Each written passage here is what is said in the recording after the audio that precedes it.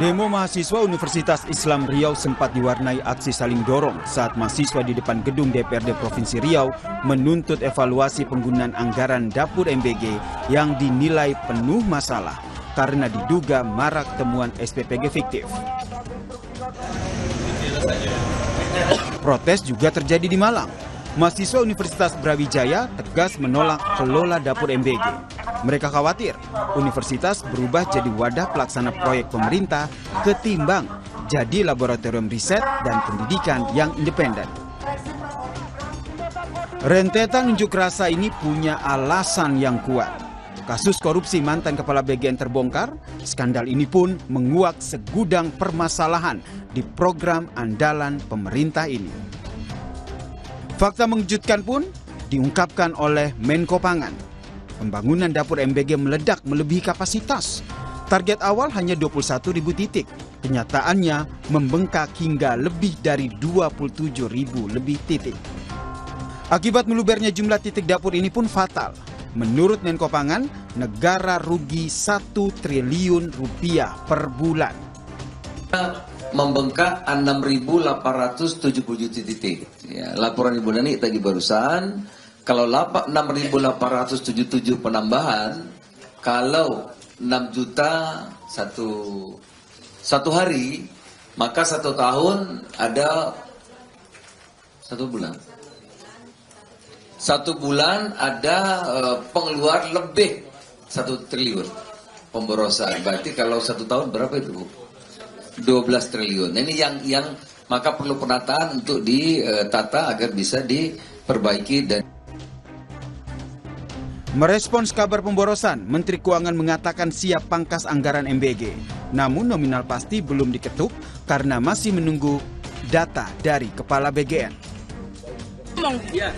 Kalau dari Kemenq, sabar dong Pak. Bisa. Kita ikutin keputusan Bapak Presiden. Tapi emang udah ada komunikasi Pak mau nurunin anggaran MBG lagi? Sudah, angka berapa itu? Ini baru tadi Pak Presiden ngomong. Berapa levelnya? Berapa? Pak Setio Hadi belum ngomong Pak, makanya maksudnya udah ada ngomong sama Bapak belum Pak? Berapa nominalnya? Bicara tapi nanti kita tunggu proses. Kisaran berapa Pak? Nyampe ratusan triliun nggak Pak? Desakan keras berulang kali datang dari MBG Watch yang meminta program dihentikan sementara. Moratorium total harus dilakukan demi evaluasi, tangkap dan sisir pengelola dapur nakal. Dengan demikian, efisiensi bisa dialihkan untuk dampak kenaikan BBM. 5 manfaat yang harus diberikan. Tidak semua menurut kami adalah ketika gonjang-ganjing MBG yang demikian, siapa yang menjerit? Apakah investor yang menjerit atau misalkan murid-murid yang menjerit? Selama ini menurut kami yang menjerit-menjerit adalah yang menikmati proses MBG selama 2 tahun ini. Oleh karena itu, moratorium atau pemberhentian sementara terkait dengan MBG, sembari kita menata bagaimana baiknya dan kemudian siapa penerima manfaatnya, misalkan daerah-daerah yang sekiranya memang perlu untuk terkait dengan program MBG, itu yang terlebih dahulukan. Efisiensi anggaran MBG tidak hanya momentum untuk bersih-bersih di dalam pengelolaan MBG, tetapi bagaimana memastikan anggaran besar di program ini tentu tepat sasaran. Tim Liputan, Kompas TV.